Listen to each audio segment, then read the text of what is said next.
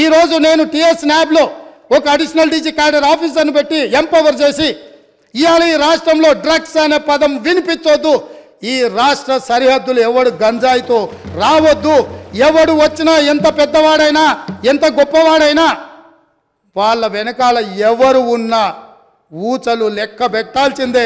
రంగారెడ్డి జిల్లా కొత్తూరు సర్కారీ స్కూల్లో కొన్ని రోజుల సంది తిక్క చేస్తున్నారట పోరలు.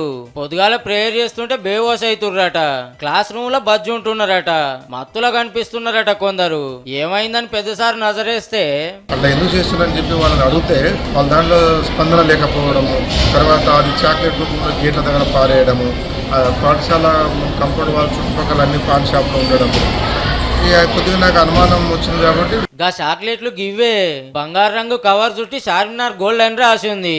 ఇంతకేం చాక్లెట్లు అనుకుంటున్నారు? ఎవరైతే వీళ్ళకు గాంజాయి అలవాటు ఉందో అటువంటి వాళ్ళకి ఈ చాక్లెట్స్ కొత్త రూపంలో చాక్లెట్స్ రూపంలో అమ్ముతున్నట్టు మనకు అనిపిస్తుంది. ఓ కొడుకు, చాక్లెట్ల గంజాయి కలిపి అమ్ముతున్నారట. కిరాణా దుకాణాలు పాన్ డబ్బాలలో దొరుకుతున్నాయి. చూడంగానే కడక్ కొడుతుండే వరకు గివ్వే కొంటున్నారట పోరలు. హీగేముంది, ఈ చాక్లెట్లు తినంగానే క్యాళ్ళు ఉంటలేరు, సార్లు ఏం చెప్పినా మతికి పెడతలేరట.